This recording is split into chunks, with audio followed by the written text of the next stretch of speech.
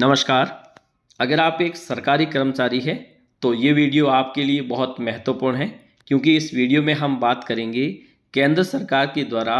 जो केंद्रीय मंत्रिमंडल ने निर्णय लिया है 8वें वेतनमान यानी 8वें वेतन आयोग के गठन का,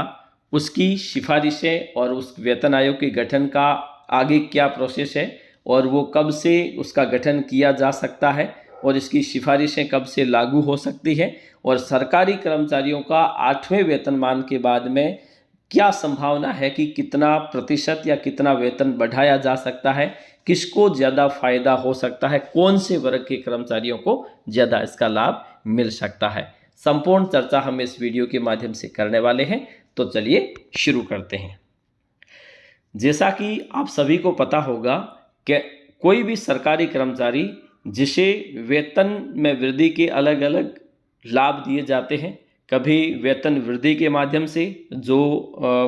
निरंतर वेतन वृद्धि जो 1 जुलाई के माध्यम से दिया जाता है, एक डीए बढ़ोतरी के माध्यम से, लेकिन एक लंबी अवधि के बाद में उसके वेतन का पुनर्निर्धारण किया जाता है, जिसे वेतनमान या वेतन आयोग के माध्यम से निर्धारित किया जाता है। तो इस संदर्भ में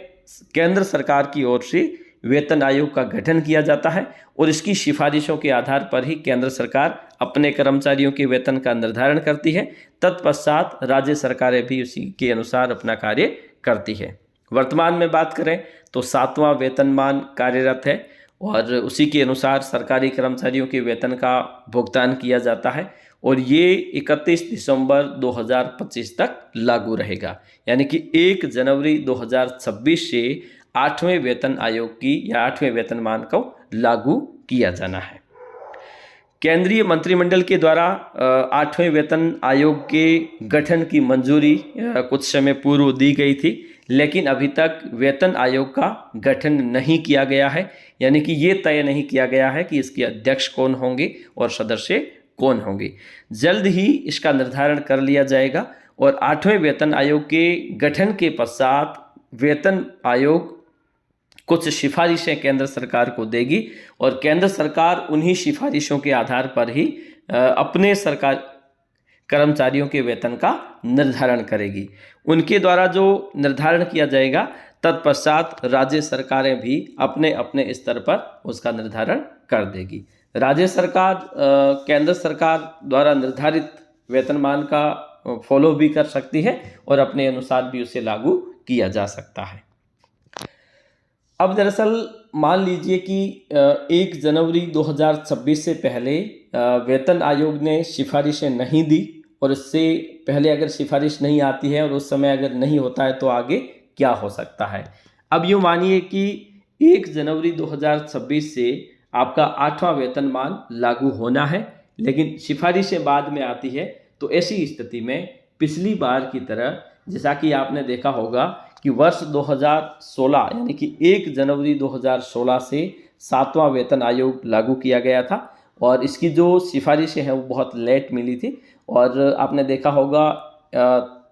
अक्टूबर 2017 में राजस्थान के संदर्भ में बात करें तो राजस्थान सरकार के कर्मचारियों को अक्टूबर 2017 से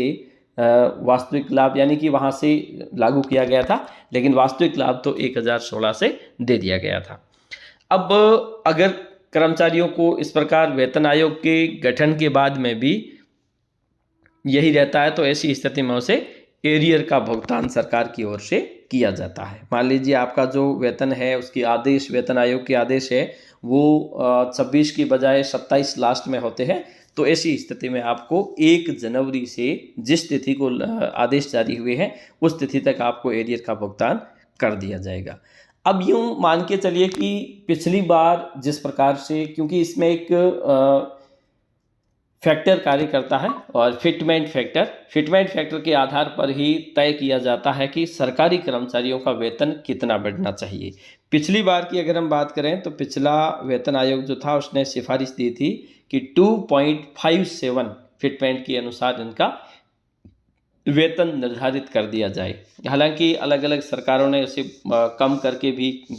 किया था, लेकिन इस बार की अगर हम बात करें तो आपका वेतन है तो लगभग 2 गुना बढ़ सकता है। अब इस वेतन में आपको पूरे वेतन को या फिर पूरे वेतन की गणना नहीं करनी है, बल्कि जो फिटमेंट फैक्टर आएगा उसे आप गुणा करोगे आपके बेसिक से। मान लीजिए आपका वर्तमान बेसिक है वो 50,000 है, उसमें आपको डीए भी मिलता होगा, उसमें आपको एचआरए भी मिलता होगा, तो डीए और एचआरए को एक बार निकाल लीजिए। उसके बाद में आपका जो बेसिक है, मूल वेतन है, उससे आप फिटमेंट फैक्टर से गुणा कीजिए। तो आप यूँ चलिए कि फिटमेंट फैक्टर लगा 2 का, या फिर 2/50 का लग जाए, 57 का लग जाए, तो आप आपके बेसिक से उसे गुणा कीजिए। उसके बाद में एचआरए आपको अलग से मिलेगा, लेकिन डीए रेट है वो 0 हो जाएगी। जो महंगाई भत्ता है वो वेतन आयोग लागू होने के बाद में 0 से शुरू हो जाती है, मतलब वो उसमें समायोजित हो जाता है। मान लीजिए अभी डीए रेट चल रही है 55%, और अगर अभी लागू होता है तो आपका डीए रेट 0 हो जाएगा, और एचआरए जो निर्धारित किया जाएगा वेतन आयोग की सिफारिश के बाद में वो होगा, और बेसिक को उस फैक्टर से आप गुणा करोगे जो फिटमेंट फैक्टर वेतन आयोग के द्वारा निर्धारित किया जाएगा और सरकार के द्वारा उसे स्वीकार करके लागू किया जाएगा। तो आप मान के चलिए कि जल्द ही 8वें वेतन आयोग का गठन होने वाला है, और जो भी सिफारिशें केंद्र सरकार को मिलेगी उसके आधार पर ही इसका निर्धारण केंद्र सरकार करेगी, और उसके बाद में राज्य सरकार इसका निर्धारण कर सकती है। आज के लिए इतना ही, धन्यवाद।